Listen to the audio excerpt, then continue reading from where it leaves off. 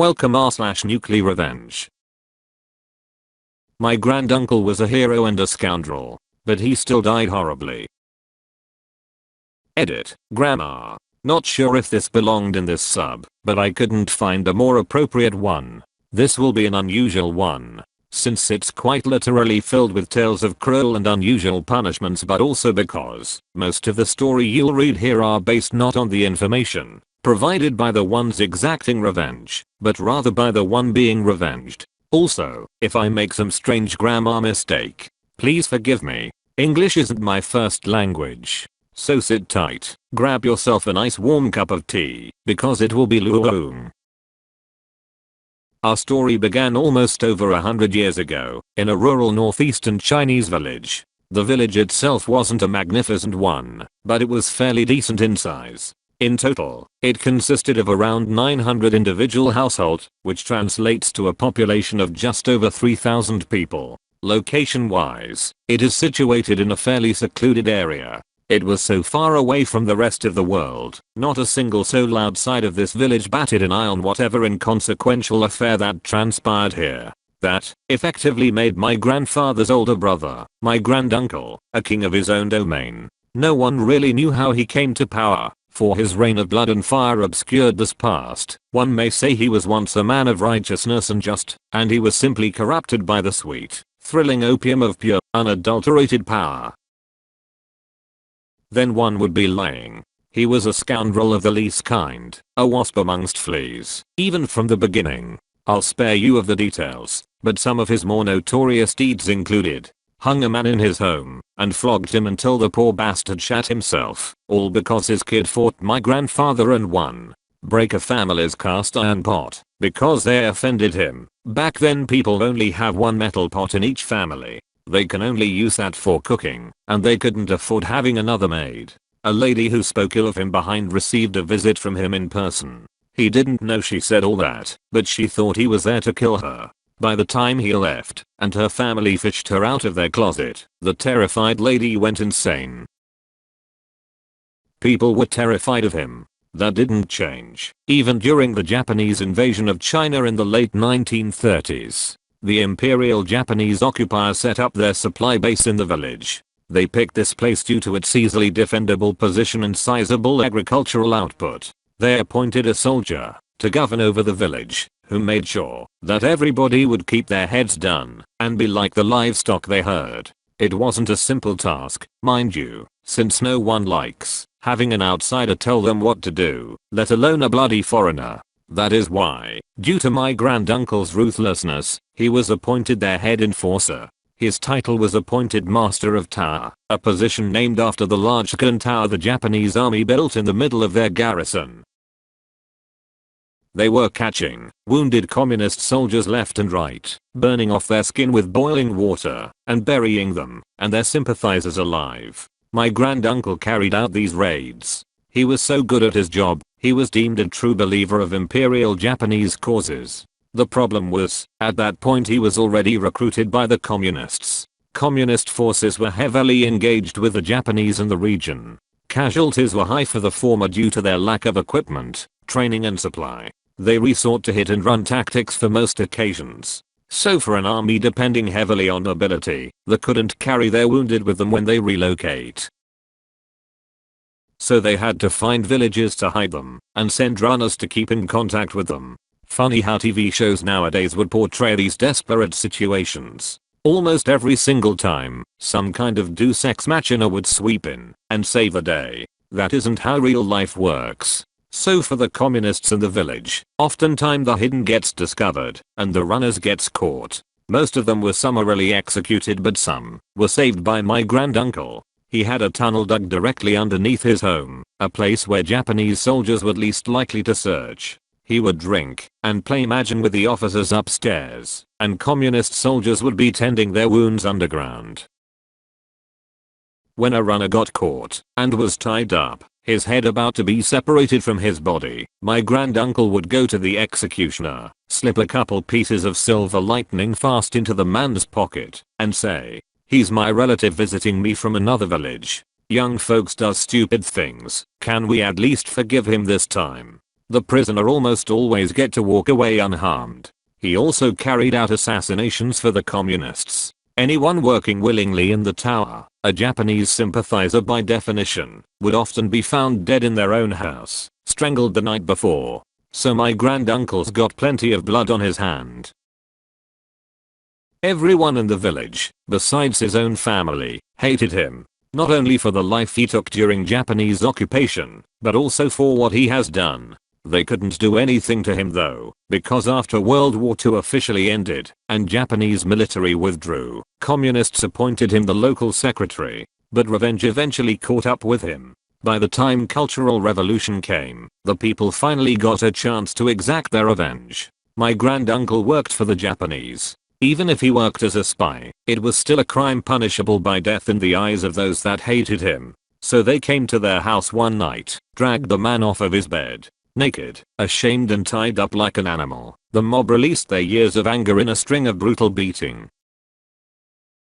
He didn't die from the it. He was a tough man to kill for sure. So the still angry people dug a hole in the ground, put him in there, filled the hole back up with only his bruised head sticking out of the ground. Then they brought 2 pieces of wood. They fixed them like a pincer on each side of his skull and they squeezed. They squeezed as hard as they could, until the screaming man's head was crushed like an egg. His mangled corpse was buried in a shallow grave next to the river. My grandfather already left the village at the time. When he returned years later, he wasn't able to locate his brother's remains. None of you got the guts like that man. You are nothing like him. None of you. One of his men later exclaimed to me and my cousins. We stared blankly at his frail old man, as he recounted the bloody tale of my granduncle's past, and found relief in his last statement. If you think about it, the Imperial Japanese Army made a rather strategically sound move when they saw how divided the Chinese people were with all of the infighting, that they were able to march as far as they did. Also, most people think that the Imperial Japanese Army killed more Chinese people. Well, most people don't know this, but the Chinese Communist Party killed far more of their own kind when they opened the gates that helped control the flooding of the Yellow River, as thousands upon thousands of innocent people that were living downstream of the dam. Well, not if you consider Japanese murdered people on purpose, as they were an invading army. Mao killed people by mistake. He was just a poet trying to run a country by making exaggerated inspirational speeches, but people keep taking him literally or just too far. A lot of the mistakes during that time were due to incompetence, as competence was a crime in the eyes of the formerly oppressed, who were oppressed in the old days because they were incompetent. I just gave the famine numbers, but Mao didn't just kill people on accident. If we count all the people he had tortured and executed, it's still more than the Japanese. Tons of intellectuals who said anything negative about the party vanished in the night, never to be seen again. And unlike the Japanese who lost the war, will probably never know an exact number, and a large amount of them are still labeled as missing, since the communists are still in power. Actually, about the torture and killing, I'm assuming you are talking about during the Cultural Revolution, and not when the country first started. He got rid of some of the competing leaders, no more than a dozen, that we know of, and we do know. One of the chairman candidate had his whole family raped and killed and raped by Mao cultists. If you are talking about Cultural Revolution, then I have to disagree with your wording there. He didn't have them killed. He just said people should self-police according to the Chinese-style Marxism/communism. Then people started torturing and killing their own peers. You can't say someone had someone killed if that first someone just told people to kill based on their own judgment without naming any specifics. It's not an ordered execution of the person ordering it. Don't even know about it. If I say person A, please go torture and execute person B, then I'm having person B tortured and killed. If I said person A, go be a vigilante, and person A started murdering random hooligans, then I didn't order the execution of any hooligans. I would argue I'm still partly responsible for the death, but you can't say I ordered it. But of course, it was terrible either way. Yeah, that logic totally makes sense. Come on man, it's just a place name. I live in Jilin province, but I've been all over Liaoning, Heilongjiang, and of course Jilin. That's obviously there are hundreds of villages all over former Manchuria. It's not that important to me, lol. Just quite a story, and it's written so allegorically, it sounds like a plotline from one of those terrible war soaps that all look the same. I'm not going to guess random former villages that are probably small cities now, lol. I lived outside of a village that bears the name of the Dowager Empress, and of course they claim that's where she was born. But then again, so does every village in Jilin province. I wouldn't go that far, haha.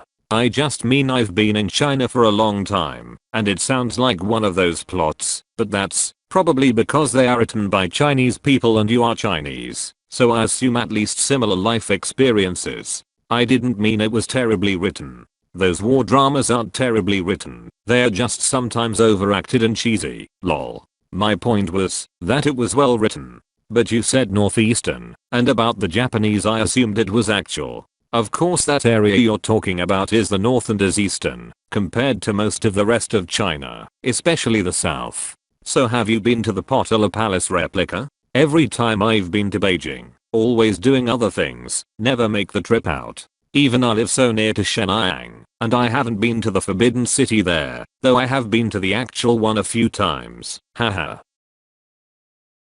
Well, from what I know the guy was kind of an abusive man of his time. His poor wife died very slowly. By beaten to death I just mean that kind of marriage, where the wife spends all her life suffering under the violent husband. He was pretty abusive, but at the times few wasn't. Anyways, it seems that in the end destiny avenged her. The guy was gifted with a long life. He passed away last year, at like 98 or 99 years old, but from our numerous family he managed over the years to gain the hate of like anyone he ever met. The poor bastard ended up alone like a dog. I had the occasion to meet him. When we went to him, he just faked to not recognize my father, just to make us go away. He spent his last years living alone in his own filth. He treated like shit even the only person who tried to care for him. The family just helped him by letting food or aids at his doorstep like a kind of animal, just because even if they hated him they are not monsters. His house got robbed, electricity cut it out, and so on. This was his life, but he was healthy and all, just like his living, was purposely denied an end, so he could just feel loneliness as punishment for what he did.